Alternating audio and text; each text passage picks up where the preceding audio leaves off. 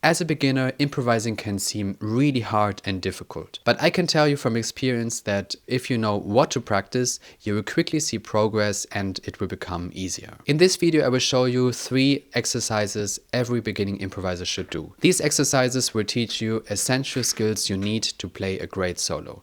Let's get started. It can seem like an impossible task to keep track of where you are when you're improvising. But good improvisers always know where they are in the form when they're soloing. And they don't even have to think about it, they just feel when to go from one bar to the next. If you have trouble keeping track of where you are in the song when you're improvising, the following exercise can help you with that. You simply take a chord or a scale that you're comfortable improvising over. Let's, for example, take an A minor pentatonic scale. And the exercise goes like this. We start on the 1 of the first bar, and our goal is to stop on the 1 of the next bar.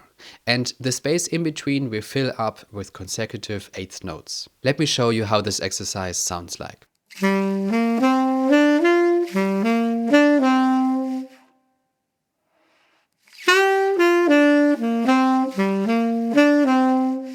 There are 2 things that are really important about this exercise. First, we really try to do it without any help of a metronome or a playing-on. The second thing is that we want to do it so slowly that we are able to count 1 and 2 and 3 and 4 and 1 in our head when we improvise. This can be really challenging at first, so really try to slow down the exercise and do it as slow as you need to.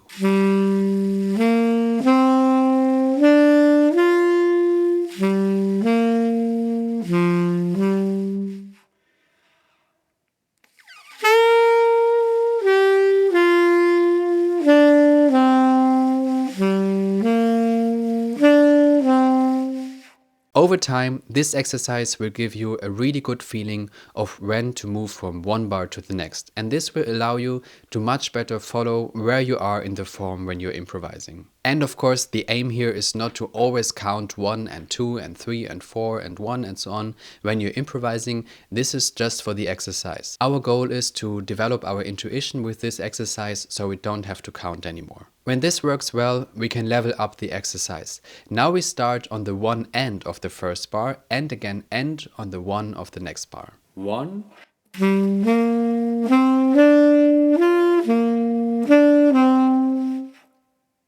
1.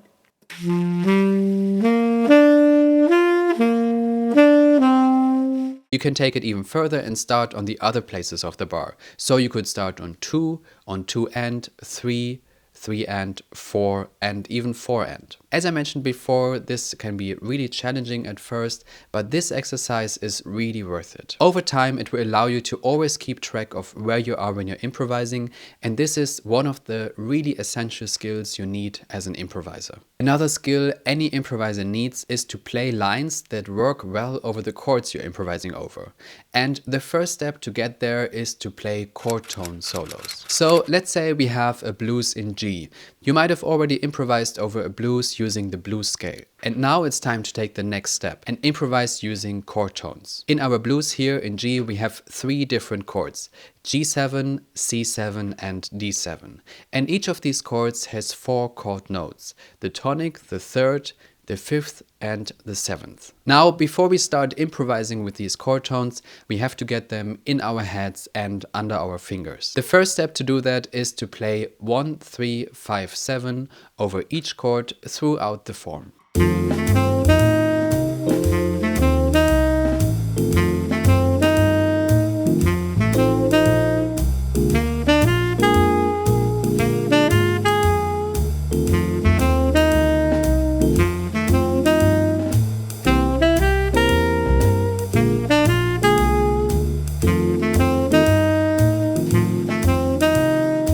If this goes well, we can mix up the order of the chord tones and, for example, play 3, 1, 5, 7.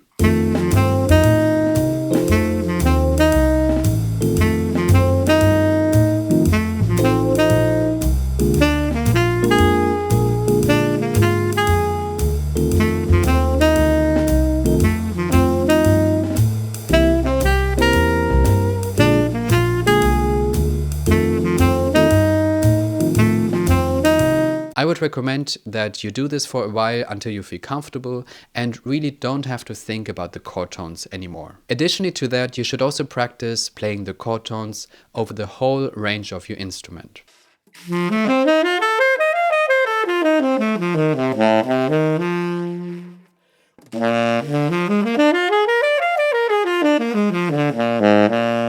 And then it's time to improvise using those chord tones.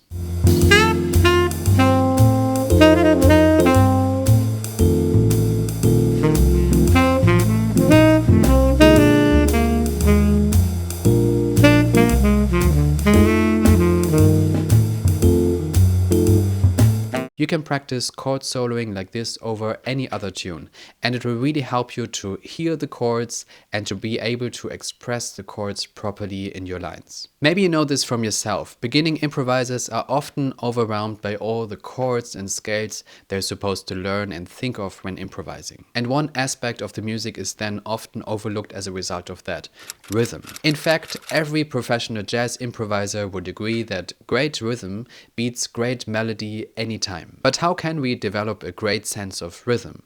It's actually fairly simple. There are actually many rhythms that are commonly used by improvisers that we can use for our own solos. Let's come back to the blues in G that we talked about before. What you could do is to just select one of those typical rhythms and practice improvising using chord tones over this blues in G.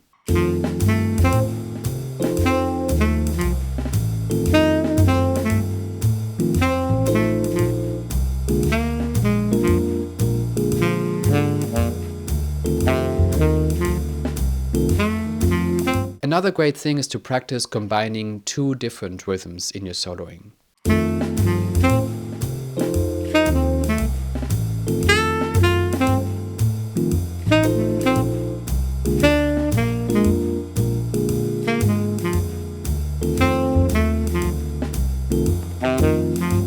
When you focus on rhythm like this for a while, you will see that you will have many new ideas for your solos. And it will help you to make your solos sound like real jazz solos. That's it for this video, guys. Thanks for watching. Let me know down in the comments what you think about these 3 exercises. And if you want to learn how to spice up your solos and make them more interesting, make sure to check out this video next. If you want to support me, click like on this video and subscribe to my channel, and see you next time.